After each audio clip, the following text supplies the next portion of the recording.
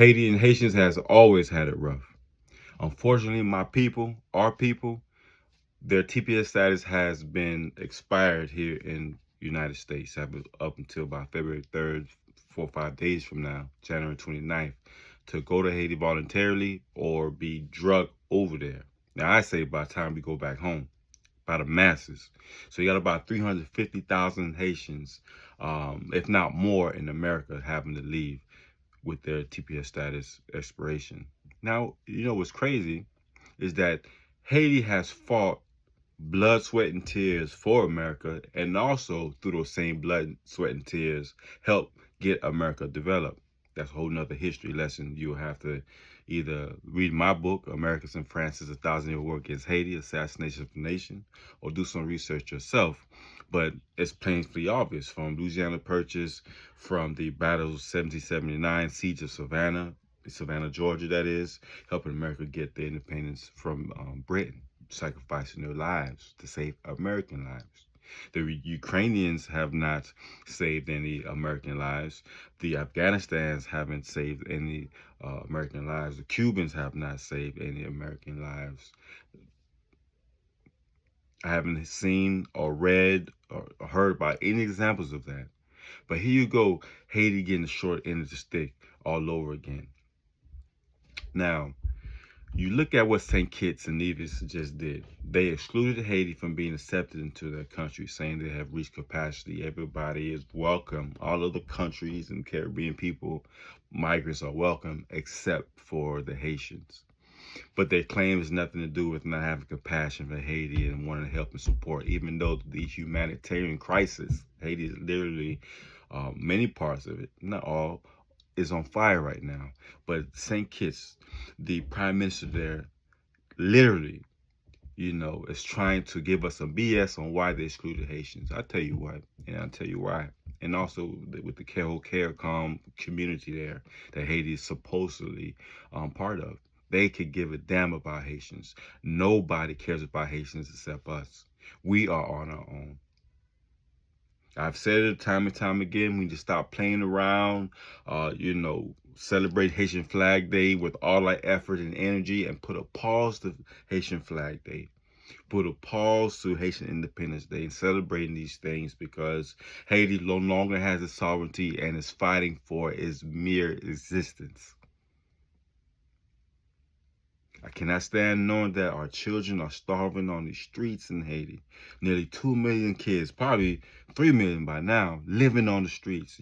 The youth, instead of being in school and being elevated, being loved upon, being taught and empowered to create a future for themselves, be self-sustainable, they're on the streets selling their bodies for food, many of them.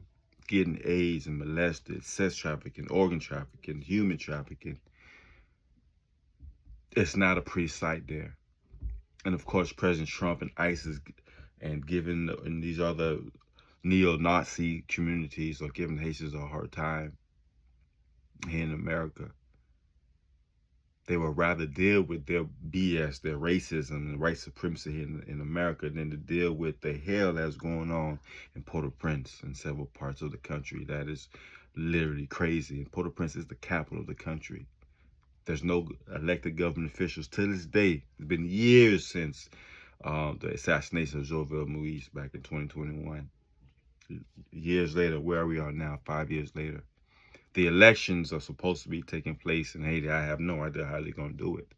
But I do know they continue to push the people that we trust and believe, the Haitians that have and are putting in the work, that have proven themselves to care and have the credibility, the education, the background to help propel Haiti forward into a productive and developing country.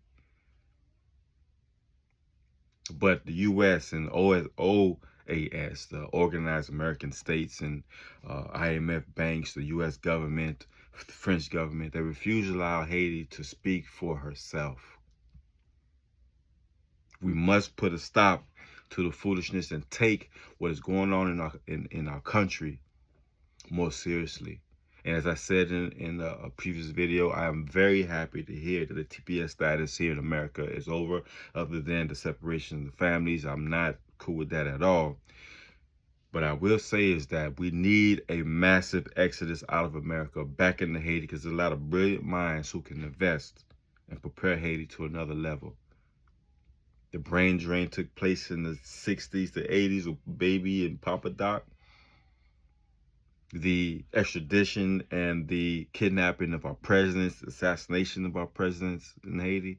They do not want Haiti to be that power that it should have been and should be, because we're the first independent black nation in the Western Hemisphere.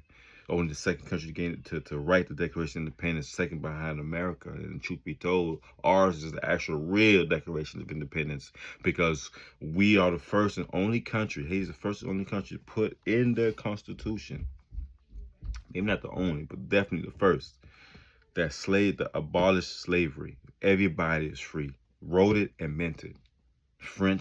The French didn't mean it in theirs. America didn't mean it in theirs. Britain didn't mean it in theirs. Those are the three of the 5 biggest slave holders in the world: Spain and Portugal, or the other ones that are not mentioned in there. But they all were fighting to take control over Haiti. When the Dominican Republic president Rafael Trujillo, when he had took over the Dominican Republic president from 1930 to 1961, 31 years. This guy was a serial rapist and president, serial rapist and killer, president and military officer. And guess what he did with his power? He massacred nearly 30,000 Haitians, if not more. I don't know where all the bodies went, but I do know the U.S. supported him in power. And even when he did that, they still supported him. And the biggest genocide, biggest massacre that happened in Haiti back in 1937, actually in the Dominican Republic, from October 2nd to October 4th, 1937. Nearly 30,000 Haitians died, and literally nobody knows about it. It's very little news. When will Haiti catch a break? Haiti will catch a break when we give her a break. My name is Kevin Dorival. Go to my website, kevindorival.com. Stay tuned for my book, Americans in France's 1,000-Year War Against Haiti, Assassination of a Nation. It was due to come out this year, but due to the events, I'm actually adding 2 extra chapters to the book. So there is a delay. No worries. This is my 4th book. I do this. And I tell you what again. Find a way to support, uplift, encourage somehow, some way for Haiti to get her sovereignty back. I propose us protesting in Capitol Hill, getting some bills signed and amended, because those policies the U.S. have towards Haiti is what's killing the country, what has been killing the country, strangling the country. You think what President Trump did to the president of Venezuela is new, kidnapping the president? They've been doing that. They did that to Haiti twice, and possibly had their hands in assassination of Dorival. They've always wanted Haiti, because Haiti is rich in natural resources. Haiti is rich, one of the richest countries in the world, but it's seen and publicized in the media as one of the poorest countries in the world, because they made it that way. And now the people will fight each other to survive. And we're here pointing at them that they set their country on fire when the country was already set on fire in the early 1800s. When France put that freedom tax, that indemnification tax on Haiti for them to pay for their own freedom.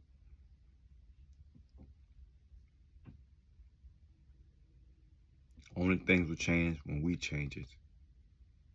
We have to stand up. And we can't reach out to the African Americans for help, because the African Americans today are not the same from back then in the 60s and 70s. or the early 1900s when we loved ourselves in our community. Because when it was known Haiti had fought and won its independence back in 1804, all of the African Americans here in the States and worldwide looked up to Haiti. And this was a problem for the white man and white supremacy. This is a huge issue. This goes against everything they've been promoting, of black inferiority, when we were actually superior in battle and intelligence, creativity, the God inventions we've created. Haiti cannot be seen as a positive light. And you see what's going on with CARICOM and St. Kitts and Nevis, even Jamaicans and Jamaican government. It's a woman that has a blog or video blog channel on YouTube called News to Me. When I was in Jamaica, that's when I discovered a channel because I was researching how does the Jamaicans of today relate with Haitians. And she was saying, when Haitians come over here to Jamaica, they are literally, it may be fed. They're not given a bath, but they're fed and immediately at night sent back to Haiti without no due process or checking in or any type of shelter or welcoming to the country. That sentiment still goes on to today. So you have the whole CARICOM against Haiti. You have African Union against Haiti. You have the United States of America against Haiti. You have Dominican Republic to this day still against Haiti. That massacre took place in 1937. That same attitude and sentiments that goes on today in 2026. When are we gonna back up Haiti like Haiti backed us up? Where's the international community when you need it? But we want to make all this noise about Palestine and Israel. We want to make all this noise about South Africans coming to America. All this noise for the Ukrainians, the Afghanistans, the Cubans. What's the battle for our brothers and sisters? Ladies and gentlemen, my name is King Kevin Dorival.